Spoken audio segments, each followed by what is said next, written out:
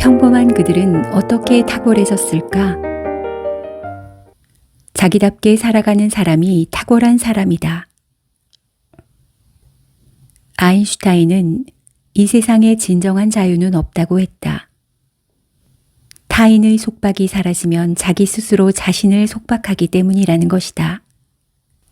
이 천재 과학자는 헝클어진 머리에 양말도 안 신고 다니며 격식을 초월한 자유를 누린 것 같지만 사실은 자신을 꽤나 괴롭혔다. 그는 책상에 앉아 방정식을 쓰다 숨을 거두었다. 사망 직전까지 스스로 부과한 노동을 했던 것이다. 어쩌면 나도 그렇게 살고 싶다고 부러워할 수도 있다. 이렇게 죽을 때까지 해야 할 일들을 갖게 된다면 얼마나 좋을까? 인류는 이렇게 탁월한 사람들 덕분에 발전해 왔다. 하루를 살아가도 벅찬 한 개인이 인류의 발전에 막중한 책임을 질 것까지야 없겠지만 이들의 탁월함 덕분에 세상이 변해왔기에 고맙게 생각한다. 탁월함은 종종 덕으로 번역되었다. 하지만 우리가 정작 사용하는 덕은 탁월함보다는 배품을 의미한다. 그래서 탁월함과 관련해서 서구인들과 우리 사이의 지리적 간극이 제법 크다고 생각한다. 우리의 덕은 언제나 타인과의 관계에서 정의되었다. 부모는 자식에게 친덕을, 자식은 부모에게 효덕을, 임금은 신하에게 인덕을, 신하는 임금에게 충덕을, 친구끼리는 신덕을 베풀어야 했다. 우리의 탁월함인 덕은 그렇게 남에게 베푸는 것이다. 반면에 서구인의 탁월함은 그 존재가 자기 자신의 목적과 기능에 걸맞게 되는 것을 의미한다. 책상의 탁월함, 휴지의 탁월함, 청소부의 탁월함 같이 탁월함은 모든 존재에 붙을 수 있다. 그래서 처음부터 탁월함이란 무엇이든 누구나 소유할 수 있는 것이다. 이처럼 탁월함의 평등주의적 해석은 처음부터 존재했다. 하지만 어느샌가 탁월함은 비교와 평가라는 체제 속에 들어가서 무엇인가를 능가하는 것을 지칭하게 되었고 아무나 가질 수 없는 그런 것이 되고 말았다. 좋다, 대단하다, 위대하다를 넘어서 탁월하다가 있다고 생각한다. 칭찬 수사의 최고 위치에 이 단어를 두게 되면 위대함을 넘어 탁월함으로와 같은 구호를 만들어야 할 것 같다. 하지만 개인의 탁월함이 바로 자기 자신의 목적과 기능을 다하는 것에 있다면 그 탁월함은 곧 자기다워지는 것이다. 남들이 부러워하는 위치나 가진 것이 많더라도 자기답지 않다면 그 사람은 탁월한 사람이 아니다. 비록 남이 알아주지 않더라도 자기답게 살아가는 사람은 탁월하다. 문어는 문어다워야 하고 꼴뚜기는 꼴뚜기다워야 한다.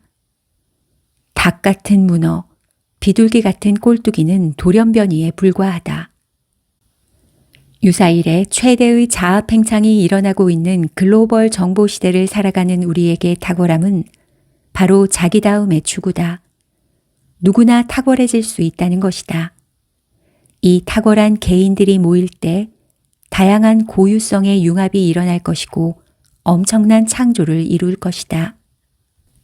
자기다운 탁월한 개인은 만들어진 미래를 수용하기보다 스스로 미래를 개척한다. 만들어진 틀이 자기다움을 부정한다면 차라리 새로운 미래를 만들어야 하기 때문이다. 그래서 자기다움은 창조력이라는 탁월함과 동의어가 된다. 세상에 나를 맞추어 가는 것이 아니라 나에게 맞는 세상을 만들어가는 것이다. 그래서 수많은 새로운 시도들을 감행하고 타인의 눈에 의한 성공과 실패를 경험할 것이다. 이미 이러한 자기다움의 길을 걸어간 선배들이 있다. 타인의 눈에 실패자로 낙인 찍혔던 스티브 잡스가 그랬고 빌 게이츠가 그랬다. 학교에 갈 수 없어 20세가 다 될 때까지 어머니에게 교육을 받았던 에디슨이 그랬다. 이들은 모두 사회가 만들어 놓은 길을 따라가기보다는 스스로 자신의 길을 걸어나갔다. 기성세대의 눈으로 보면 내일이 없어 보이지만 이들은 적어도 자신의 내면의 소리에 귀를 기울였고 보이지 않는 것을 보았다. 그래서 그들은 성공을 했다고 으쓱거리지 않았고 실패했다고 좌절하지 않았다. 성공과 실패는 타인의 평가 기준에 불과했고 그들은 언제나 자기다웠다. 자기다운 사람은 아무리 일을 해도 피곤하지 않다. 현대사회의 피곤증은 자기답지 않은 일에서 성과를 내야 하기 때문이다. 이런 상황에서는 종이 한 장을 드는 것도 힘들 수 있다. 그러나 자기다운 일을 하는 사람은 태산을 옮기고 나서도 또 일이 하고 싶어 아침에 벌떡 일어난다. 평범한 사람이 탁월해지기 위한 7가지 조건. 첫째, 마음속 검은고를 울리는 눈, 인사이트. 모든 감동에는 영감이 어린 통찰이 존재한다. 인사이트를 갖지 않는 것은 그 어떤 것도 감동이 없다. 인사이트는 마음을 파고들어 깊은 곳에 검은 고줄을 튕긴다. 그러면 온몸으로 반응하며 세상이 변한다. 우리의 눈은 부실하다. 그렇지만 우리에게는 또 다른 눈이 있다. 바로 해안이다.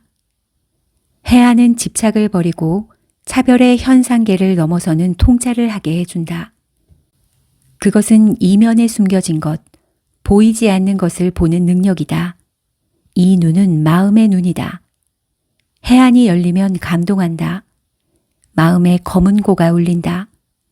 마음의 검은 고는 심금이다. 심금을 울리는 감동을 우리는 몇 번이나 경험하며 살고 있는가? 그 감동을 위해 먼 길을 마다하지 않고 여행을 하기도 하고 전시회나 음악회에 참석하기도 한다. 감동은 막힌 길을 뚫어준다.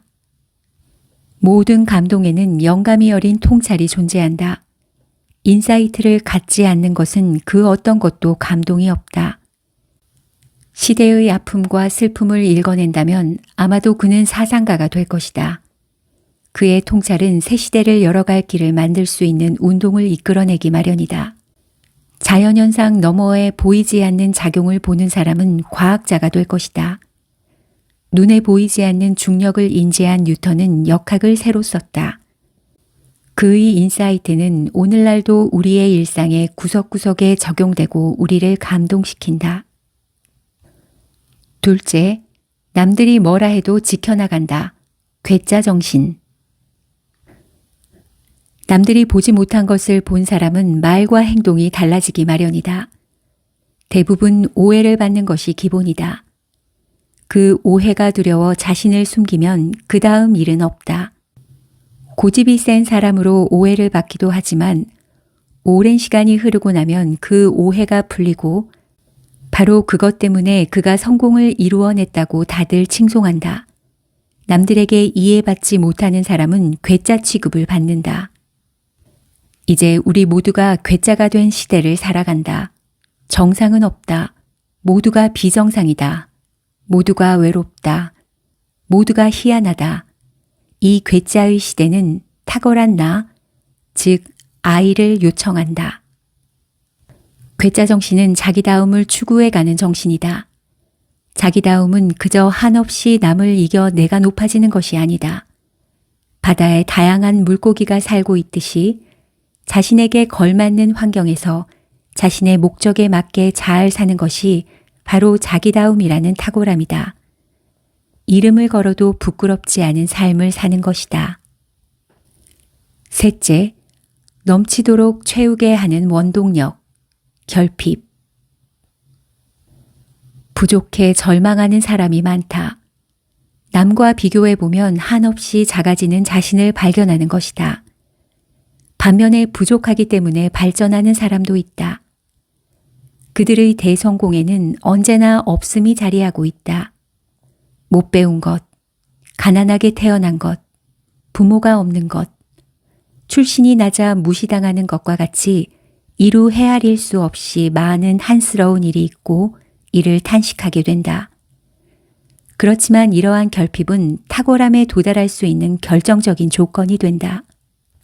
모든 것을 갖추어진 사람이 대단한 일을 이루는 경우보다 열악한 상황에서 위대한 사람이 탄생하는 경우가 매우 더 많기 때문이다.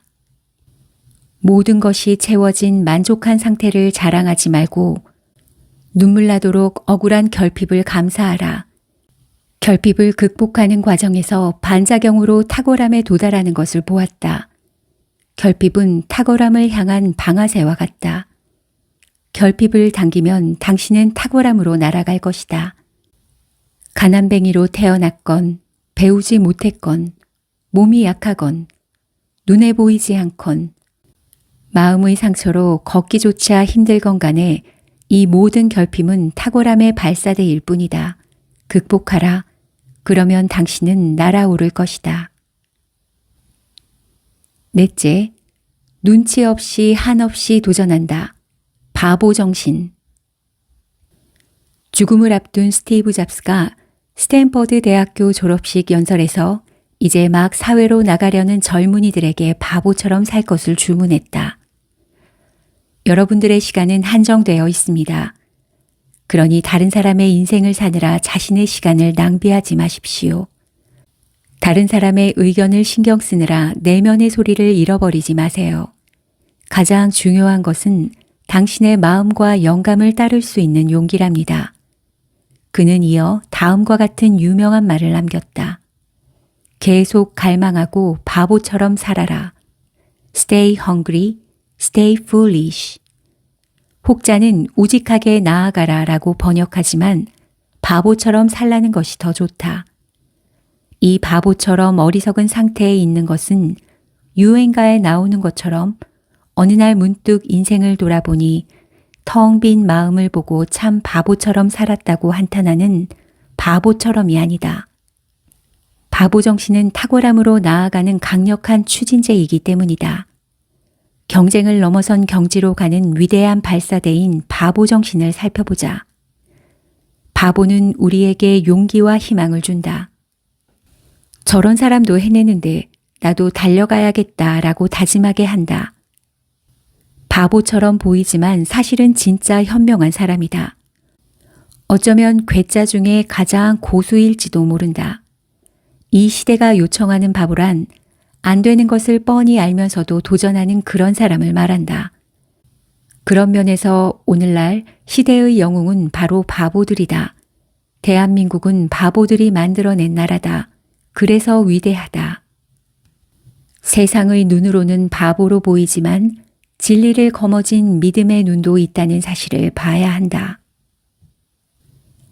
다섯 번째, 될 때까지 쉼없이 지속한다. 계속 정신. 세월에는 힘이 있다. 세월은 아픔도 상처도 모두 있게 해준다. 세월은 작은 물방울에도 힘을 주어 바위에 구멍을 내게 한다. 무한한 세월을 버틸 존재는 힘 있는 존재다. 그는 모두가 사라져도 계속 일하며 자신의 존재를 알릴 것이기 때문이다. 인생의 목표는 세우는 것이 아니라 깨닫는 것이다. 만일 목표가 보이지 않거든 적어도 쉼없이 오늘을 살아가라. 그러다 보면 오늘이라는 무수한 점들이 이어져 언젠가 나의 목표는 이것이었구나 하고 깨달을 날이 온다. 여섯 번째, 완벽함을 추구하는 정신, 프로의식. 아직 탁월하지 않은 당신은 아마추어다. 그렇지만 프로를 지향하라는 것이다.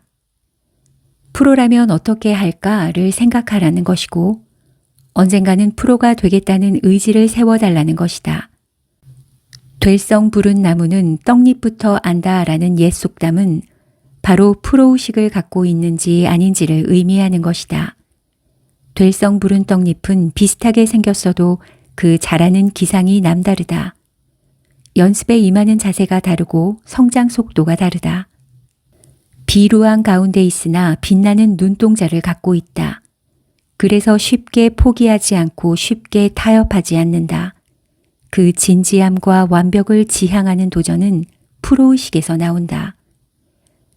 문제가 닥쳐오면 피하지 마라. 정면으로 부딪히면 그 문제는 보기보다 작은 것이고 충분히 당신이 해결할 수 있다. 하지만 피하면 그 문제는 점점 자라나 당신이 도저히 해결할 길이 없는 괴물로 바뀌고 만다. 프로의식이 깃드는 순간 우리의 삶에는 여러 변화가 생기게 마련이다. 7번째, 세상에 없는 것을 만든다. 인문학적 성찰. 세상에 없는 것을 만들어내려면 인문학적 성찰이 절대적으로 필요하다. 인문학적 성찰이 없으면 베끼기로 경쟁하는 수밖에 없다. 탁월해지려면 달라져야 한다. 인문학적 성찰은 문학, 철학, 역사학을 공부하는 것을 의미한다기보다 문학, 철학, 인문학이 담고자 했던 그 인문학적 가치를 성찰하는 것이다. 인문학적 가치란 무엇일까? 한마디로 그렇게 많은 민족과 국가가 생성소멸하지만 전 세계를 통틀어 적어도 인간이 추구해야 할 변치 않은 가치를 의미한다. 가치 성찰을 통해 우리는 버릴 것과 지킬 것을 아는 지혜를 얻게 된다. 또한 자신을 객관적으로 들여다보는 성찰의 능력이 생긴다. 자신에 대한 성찰 능력은 바로 가장 강력한 셀프 힐링 능력이다. 누구를 찾아다니며 좋은 말, 마음을 편하게 해주는 말을 듣는 것이 아니다.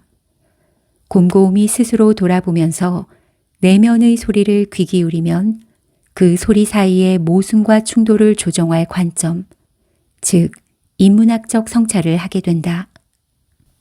오늘날 사회는 진실하고 선하며 아름다운가? 내가 속한 공동체에 대해서도 인문학적 성찰을 해야 한다. 오늘날의 기술주도 사회에서 인문학적 성찰은 단순히 팔아먹을 제품의 경쟁력을 높이기 위한 술책이 아니다. 잘 생각해 보면 과학기술은 어느새 사람을 돕는답시고 기계를 만들어 주었지만 이제 그 기계는 사람의 일자리를 모두 차지하고 앉아 있다. 일하는 사람의 즐거움과 존재의 의미를 성찰하고 이 부분에 새로운 방향을 던져주어야 한다. 모든 것의 탁월함, 즉 아레테를 추구하는 것에는 바로 이러한 인문학적 성찰이 기본이다.